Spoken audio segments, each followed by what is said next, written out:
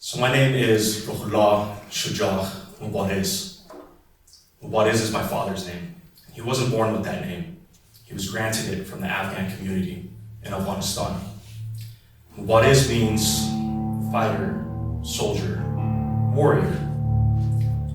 And it was my father's role as a Mujahideen leader. He fought against the Russian invaders during the Afghan-Russian War in the 70s and 80s.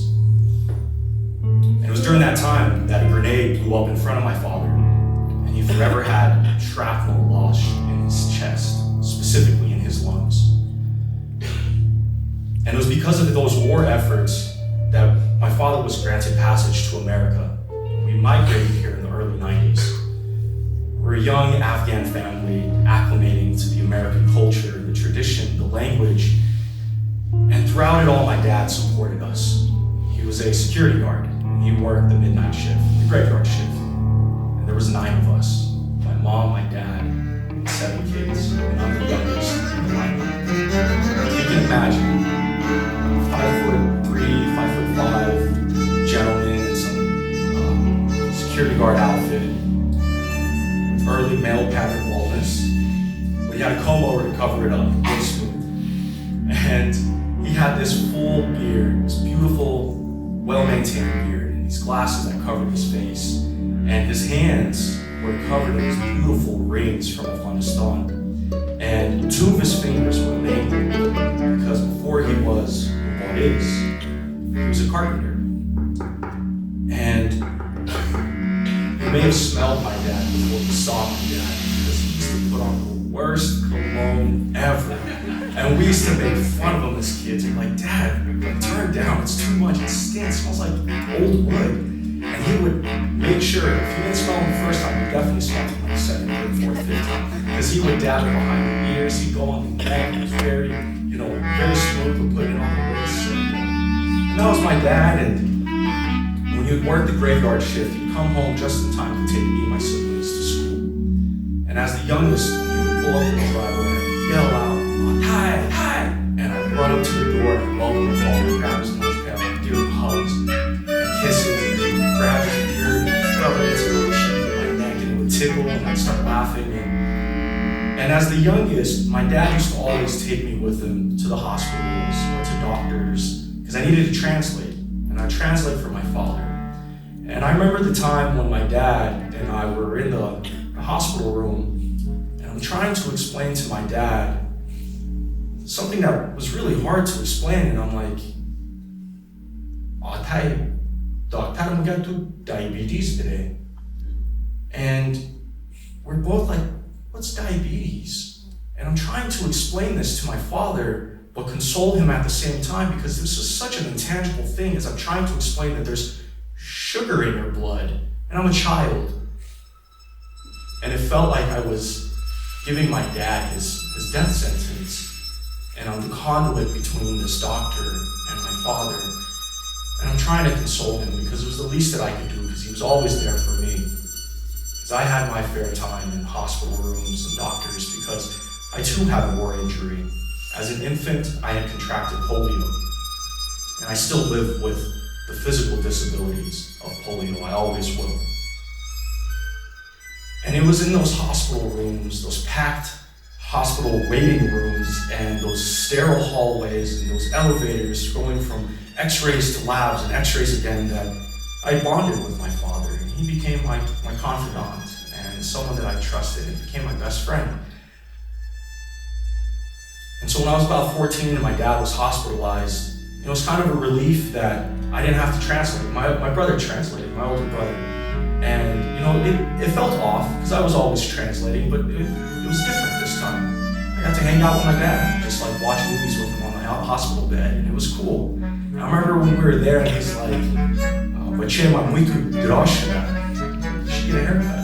All right, I'll do that. Go get a haircut the next day.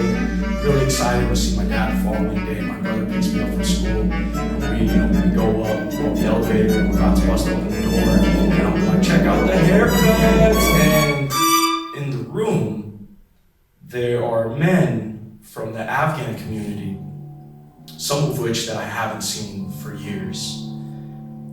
And there's a sheet on my dad. And they sit me and my brother down and they say, "Wat heeft u fout gedaan?" And my brother and I, we start crying and we're grieving. His lungs had collapsed, and I think that the grenade finally got him at that point.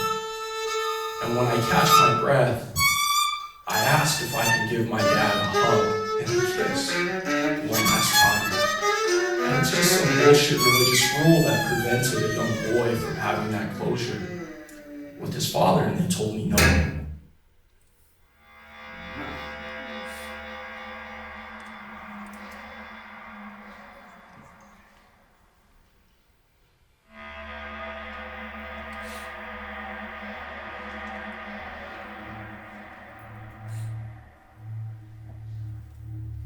And the night my dad passed away, I had the most lucid dream that I've ever had my entire life. And I'm in a courtyard with cement walls and barbed wire around the top. And there's concrete picnic tables in this courtyard. And in the center of this table is this bowl of non-pat. And non-pat is this dish, this Afghan dish that's shared. Everyone does their part. Everyone eats from the bowl of non-pat. And across from me, sitting at the table, was like my older brother. He's in like jail outfit. And next to us is my dad. And we're all crying. And I'm eating from the bowl, and I'm crying in it as I'm eating, and I'm crying and I'm eating. And my brother stops me. He tells me something that I couldn't really remember. After my father had passed away, I learned to put on a mask and to hide the hurt and the fear that I always felt, and to hide the trauma. And I numbed the pain even further by just getting high all the time. From the age of 14 until I was about 20, I just went through this vicious cycle. And that eventually led me to commit this horrible crime that affected so many lives. And I was rightfully sentenced to prison. And in prison, I fought tooth and nail to never show what was behind that mask, because I was afraid. I didn't want to show that weakness.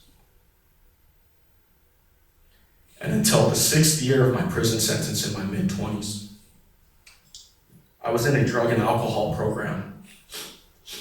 And I was in a group setting, and we were doing this thing called empty chair. It was a practice. Where you're in a group and they put this empty chair in front of you and you talk to the ghosts of your past. And in this case, it was my father. And I'm sitting there and I'm trying to talk to him and I'm like, "Hey Dad, I'm really sorry for shaming you, for dishonoring the family. Look at where I am." And it just didn't feel right. My therapist, this amazing human being named Miss Gary, she pulls me to the side and says, "What's going on?" And I tell her I never spoke to my dad in English. I spoke to him in Dari.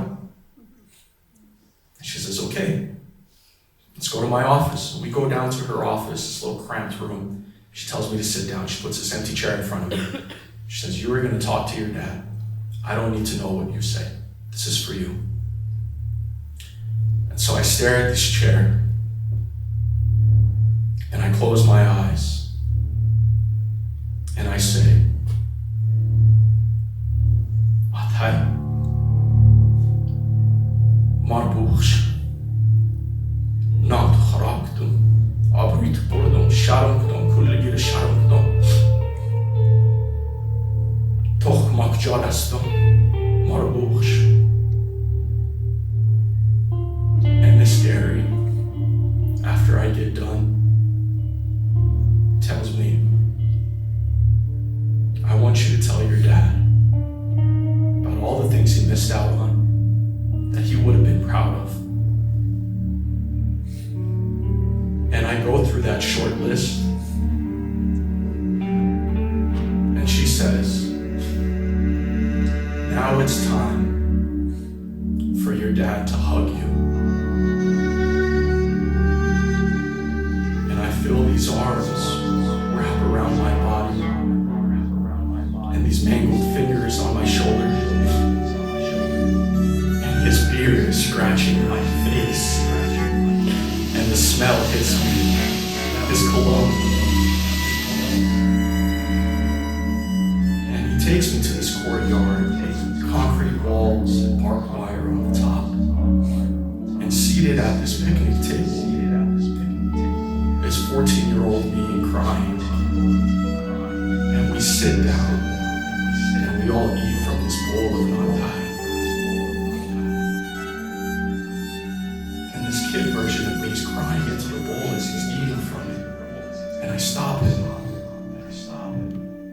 I say, this burden is no longer for you to bear.